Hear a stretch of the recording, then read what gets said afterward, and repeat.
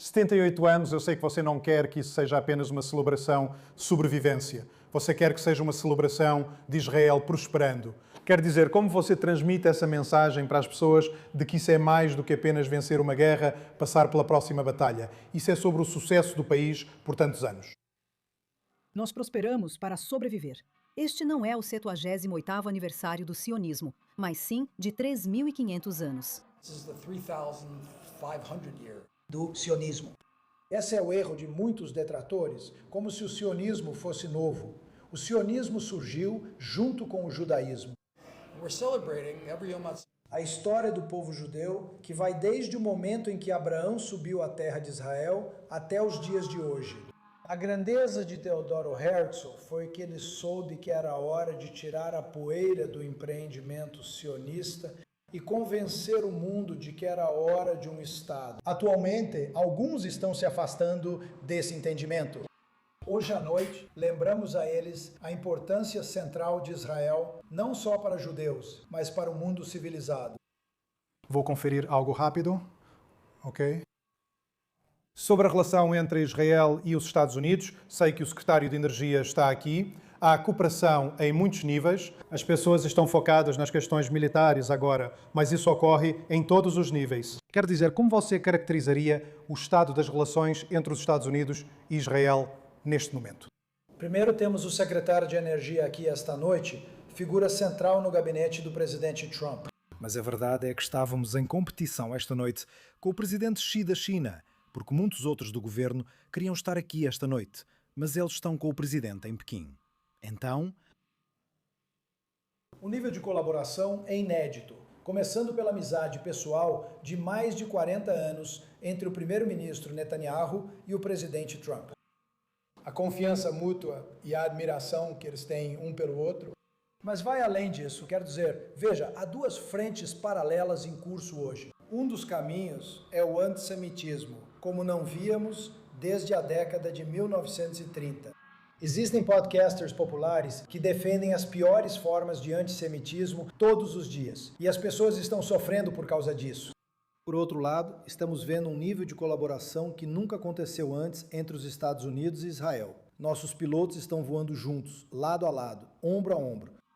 Nossos exércitos planejam operações e lutam juntos contra o mal do regime dos ayatolás. Estamos estabelecendo um novo padrão para a civilização ocidental, de que o mal deve ser combatido e o bem deve ser defendido e promovido. E eu acho que o relacionamento que desenvolvemos ao longo do último ano, a profundidade desse relacionamento vai nos levar para a próxima década com uma relação muito mais profunda, ampla e forte entre nossos dois países. Esta semana encerramos as negociações entre Israel e Líbano. Você liderará o lado israelense nesse avanço? Pelo que entendemos, as conversas agora já passaram da fase de definição dos parâmetros e realmente chegaram ao nível de negociações. Quer dizer, isso está correto? Quase correto. Vou sair daqui em algumas horas, dormir um pouco e acordar cedo de manhã para ir ao Departamento de Estado liderar as negociações. Temos uma equipe que veio de Israel, das Forças de Defesa de Israel, do Ministério das Relações Exteriores, da Agência Nacional de Segurança e, claro, os libaneses enviaram uma delegação. São presididas pelo conselheiro do Departamento de Estado, Mike Needham. Fizemos alguns avanços em relação às reuniões iniciais. Agora vamos passar, com sorte, para estabelecer a estrutura de duas equipes. Uma equipe que vai lidar com a conquista da paz. Um tratado de paz total, como se o Hezbollah não existisse, e uma frente de segurança, como se não houvesse negociações. Precisamos lidar com a segurança e o braço armado do Hezbollah. Esta é a primeira vez que as conversas não estão focadas em quando as FDI vão se retirar. Quando as FDI vão parar suas operações militares no Líbano. Todo mundo entende hoje que nossa presença no Líbano é porque o Hezbollah está lá. E o Hezbollah está armado até os dentes. E o Hezbollah está interessado em lançar mísseis contra nossas cidades, vilas e aldeias. Não vamos permitir que isso aconteça novamente. O foco agora é buscar um tratado de paz como se não existisse Hezbollah e combater o Hezbollah como se não houvesse tratado de paz. Acredito que conseguiremos ambos. Essa é a nossa posição e o que o primeiro-ministro me orientou a fazer. Estamos nos preparando para isso.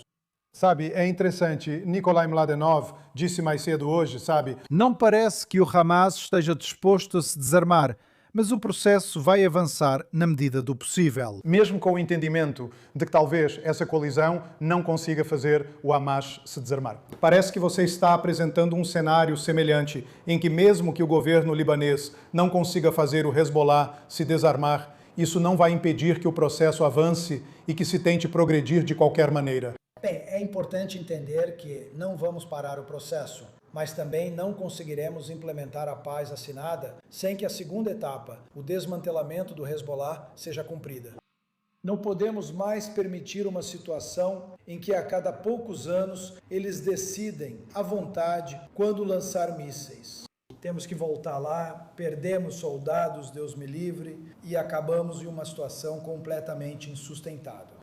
Não temos planos imediatos de retirada e também não temos intenções sobre o território libanês, mas temos intenções quanto à nossa segurança.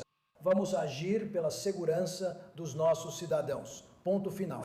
E isso é algo que o governo libanês simplesmente precisa entender. Última pergunta.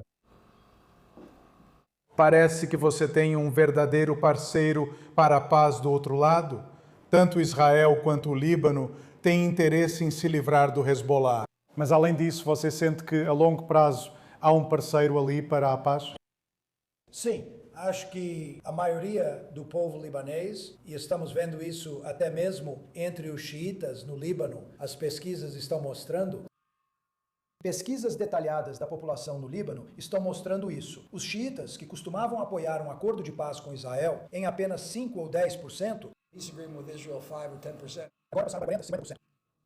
Contra o Hezbollah. Isso é muito significativo. Então precisamos fazer com que isso se manifeste. É nisso que estamos trabalhando.